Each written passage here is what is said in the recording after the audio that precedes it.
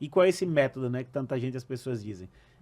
Para conhecer, vai ter que ir na minha imersão. Não, vou falar aqui, mas já... Mas é justo. Mas já vou fazer pode aqui... deixar o convite. Mas já vou fazer aqui o convite, me chama no Instagram, que tem condições especiais aqui para quem Com vem certeza. aqui da conexão autêntica aqui. Faça dos seus sonhos um objetivo. É isso.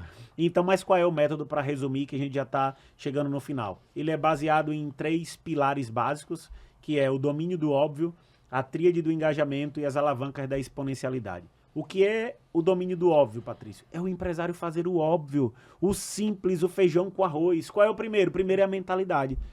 E o Sebrae São Paulo fez uma pesquisa causas mortes, é assim que é chamado, e ele identifica 3 pilares das principais mortes das empresas brasileiras, que é o primeiro, falta de planejamento, o segundo, falta de gestão, e o terceiro, comportamento empreendedor. Cara, então o que é o óbvio? Bora fazer um planejamento estratégico, vamos ajustar nossa gestão e vamos melhorar a nossa capacidade de ter um comportamento empreendedor. E aí entra o primeiro, a mentalidade do empresário é o tamanho da empresa. A empresa nunca será maior do que o tamanho da mentalidade. Ou seja, o tamanho da tua empresa é o tamanho da tua mentalidade. Então a gente ajusta a mentalidade do empresário. Segundo, eu chamo de o GPS do destino, que é o quê? Eu preciso criar um plano estratégico. E hoje eu tenho feito um plano de crescimento para as pessoas. Então, cara, se a pessoa tiver uma empresa, sentar comigo, ele vai ter um plano de crescimento. Então, vamos criar esse plano estratégico de crescimento. E, por fim, é a proteção do caixa. Eu preciso proteger o caixa. O que é isso? Eu preciso ter indicadores claros, uma gestão financeira muito, muito bem feita. A maioria dos empresários brasileiros não fazem o DRE, ou DRE, aqui em São Paulo, né? Que é o quê? É a demonstração do resultado do exercício. É algo gerencial para saber se tem lucro ou prejuízo. Não fazem nem fluxo de caixa, a maioria não tem nem sistema financeiro. Então, quebra. Por que eu tenho um problema? Porque não gere. Não e sabe é nem que tá quebrando. E é o óbvio. Então, entra nesse processo. Depois, vem a tríade do engajamento, que deveria ser óbvio. E é importante falar, o óbvio nem sempre é dito e as pessoas não sabem. Então, muitos não fazem porque não sabem. Por isso que precisa ir para uma imersão, por isso que precisa ter um mentor. E eu sempre digo, tenham mentores que fizeram o que você quer fazer. Eles têm empresas que fizeram. Eles têm resultados fora do palco. É importante ter essa compreensão. E a tríade do engajamento é ter pessoas disciplinadas para o crescimento. Nenhuma grande visão é feita com pessoas medíocres. Então, só que vai ter o 20-70-10, que o ex-CEO da General Electric fala, que é o quê? Nós temos 20% são muito bons, 70% medianos e 10% são medíocres e tem que ir para fora o tempo todo. Como que a gente faz uma empresa crescer exponencialmente dessa forma? Então, tem um método de você ter pessoas disciplinadas para o crescimento. Depois, os processos EMC, que são específicos, metódicos e consistentes. Cara, nós temos que ter lá com clareza qual é a cadeia de valor, nós temos que ter clareza o organograma, nós temos que ter clareza qual que é a descrição de cargo, os processos, quais são os riscos que a empresa tem. Temos que entender todos os indicadores, temos que fazer uma avaliação se está sendo feito, redesenho dos processos, tem que ter auditoria nesses processos. E, por fim, os aceleradores digitais tecnológicos. E entra o terceiro pilar, que são as alavancas da exponencialidade, que é ter o cliente como primeiro lugar, ser obcecado pelo sucesso do cliente. O sucesso do cliente é o meu sucesso. E, em segundo lugar, são as estratégias de growth. Eu gosto de trazer tudo para o português, mas isso não dá. Growth é crescimento, mas o mundo tem falado das estratégias de growth e eu criei as 9 alavancas dentro do growth, que você tem que olhar para o serviço ou produto que você tem, para o seu mercado, para a persona, para a sua precificação. Você precisa olhar para o seu canal de venda, para o seu canal de distribuição. Você tem que olhar para a experiência do cliente, para a estratégia que você vai trazer para ele e qual é a persona para quem eu vendo. Então, eu tenho que estar o tempo todo olhando para esses 9 mecanismos de fazer a empresa crescer. Depois vem a nova economia, que necessariamente não é preciso fazer isso para crescer, mas existe uma mentalidade de nova economia que é você gerar uma empresa que tenha recorrência e escala, que gere equity, que gere valuation e, por fim, o PIDA, que é a poderosa influência do ambiente. Se você estiver num ambiente certo, com as pessoas corretas, com o conhecimento certo, aí tem crescimento exponencial. Tá aqui. Ambiente. É isso. Tá aí a fórmula mágica, gente. A fórmula mágica. De crescer dentro da empresa, como empresário, como colaboradores, como cliente também, porque é uma Exato. mentalidade que você leva para sua vida, para sua família, também vai funcionar, também vai dar certo com E essa visão. é uma mentalidade exponencial. Exato. Eu sempre digo assim, você falou, Patrício, onde começa a exponencialidade? Na cabeça. Um exemplo, eu tenho 2 3. 2 3. 1 3, 2 3. Como eu faço para ter um crescimento exponencial? Se o recurso é limitado. Eu posso fazer a equação 3 mais 3, que dá 6. Eu posso fazer a equação 3 vezes 3, que dá 9. Ou eu posso fazer 3 ao cubo, que vai dar 27. E tem uma outra equação que eu estou estudando, que vai dar quase 60 mil. Estou estudando, que é para entender o exponencial. Ele vem na próxima, ele volta aqui para falar Então, todos nós temos recursos limitados. Eu entendi que eu tinha recurso limitado. Como quem está nos ouvindo tem recurso limitado. Agora, o que eu faço com esse recurso limitado? E, Patrício, como eu cresço exponencialmente? Aí tem uma frase que eu gosto maravilhosa, é que Deus não deixou tudo pronto, mas Ele deixou tudo disponível. Está disponível para todos. 100% disponível. E aí a pessoa tem que estar disposta Você precisa de mais água aí? Tá legal de água? Tá ok. Uma coisa de tudo isso que você falou, né, a gente começa a filtrar para entender como que o Patrício chegou aí, né? Cara, ambiente, né, que é o PIDA. Quando você fala do PIDA, né, ele talvez tem que ser maiorzão ali, porque ambiente, percebe?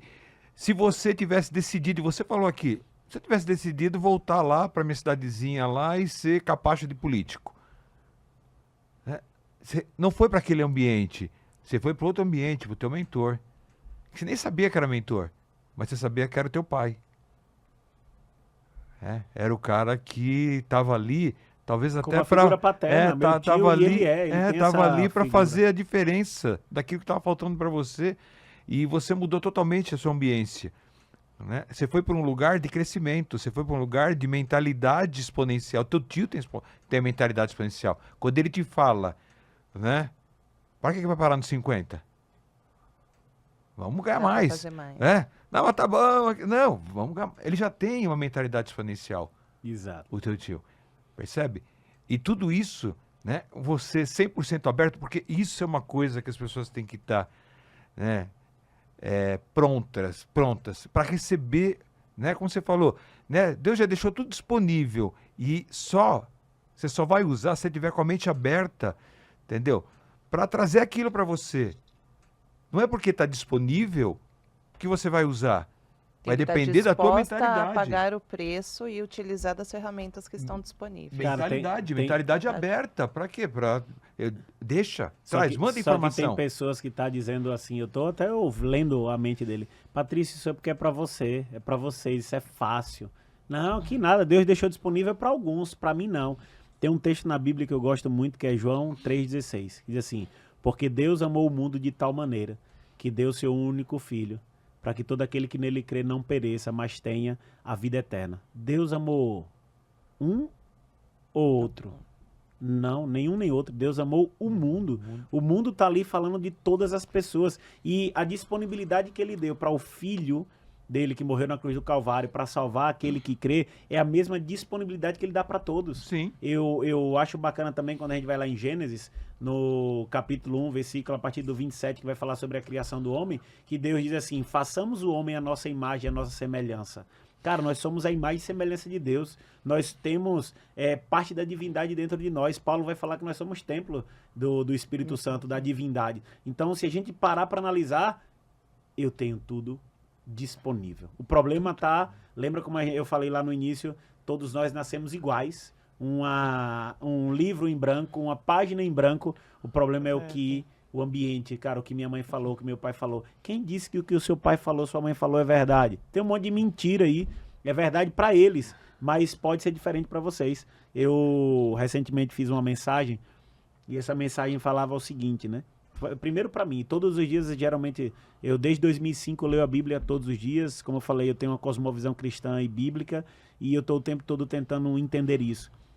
E esses dias, olhando para uma mensagem, bíblica, que estava falando lá sobre o processo que de geração em geração você vai herdando bênçãos ou maldição, fica claro que a maldição pode acabar em qualquer momento. Vindo agora para psicologia, né? Epigenia, né? Você vai para epigenia, a gente vai pegar, não, mas eu herdo traços de caráter do ambiente que eu tenho. Cara, nós podemos acabar com isso hoje. E pode ter chegado até mim, muda mas o seu ambiente. Não vai para minha geração. Muda o seu ambiente, isso, que muda. Cara, pode ter chegado até mim. Pode ter chegou até Patrício, mas meus filhos não irão mais viver nesse ambiente. Na minha genética vem problemas com álcool. Cara, eu não vou beber e meus filhos também não vão beber. Na minha genética tem o problema do adultério. Eu não vou adulterar. Na minha tem problema de mentira. Todos nós temos problemas. Todos nós, todas as famílias. Não tem família perfeita, do rico, do pobre. São seres humanos pecadores, tudo arrebentado. O que a gente tem que fazer a partir da minha geração? Então vai um convite aí para você que está ouvindo isso daqui. Mude a geração que vai vir após você. Cara, uma geração de pessoas que pensam positivo, pessoas que acreditam em um mundo melhor, mas isso parte de mim. Eu não posso cobrar. Tem que mudar o ambiente. E posso lhe dizer, sim, nós não podemos cobrar nossos pais, porque eles receberam dos pais dele, que receberam dos pais dele, e não tiveram acesso talvez a uma informação que nós estamos tendo. A pergunta é, o que eu vou fazer com isso? A neurociência diz que 95% daquilo que a gente leva com a gente não é nosso. E não é mesmo. E aquilo que teu pai e tua mãe fez com você, fez comigo, fez com a Thalita, fez com o Julian, eles fizeram o melhor que eles podiam. Porque eles achavam que aquilo era o melhor. Exato. E ponto. E hoje o mundo está tão facilitado. Podemos abrir um podcast, um livro, tantas informações que chegam, só que qual é o interesse de cada um de mudar? Ou vai permanecer naquele lugar de vítima, continuar reclamando, não pagando o preço dessa mudança e olhando e criticando quem paga o preço e que faz a escolha diferente. Sim. Só que nessa sua fala, sabe o que me vem na cabeça, Thalita? Nós nunca tivemos tanto acesso à informação e um povo tão ignorante quanto hoje. É uma galera muito rasa, porque ninguém para estudar. Vai lá, coloca no Google, o que é que o Google está falando. Eu não estudo, eu não aprofundo. Eu me lembro que no tempo que eu comecei a estudar a Bíblia, eu comecei a ter acesso ao livro de Daniel, e o livro de Daniel é um livro histórico. Me veio na mente, não sei por que veio isso. E eu lembro, eu vou acessar onde se a história é verdadeira. Eu ia para a biblioteca da cidade pegar livros de história e começar a ler lá. Caramba, aquela cabeça de ouro. Cara, que cabeça de ouro. Cara, cabeça de ouro. O que é cabeça de ouro aqui? Tá falando que é a Babilônia. Pô, qual é o governo que vem depois da Babilônia? É a Medopécia. Caramba, o que foi a Medopécia? Quem veio depois da Medopécia? É a Grécia. Depois, Roma. E aí eu ia pra biblioteca. Hoje eu pergunto, quanto a gente tem a biblioteca disponível no computador? Quem acessa a biblioteca? Mas eu tô dando esse exemplo porque me lembrei do adolescente Patrício que começa a ler a Bíblia, direto. Se desperta e, cara, vai pra biblioteca. Eu nunca tinha ido pra biblioteca na minha vida. Patrício, eu só posso falar uma coisa, cara. Esse papo tá muito bom. Que bom.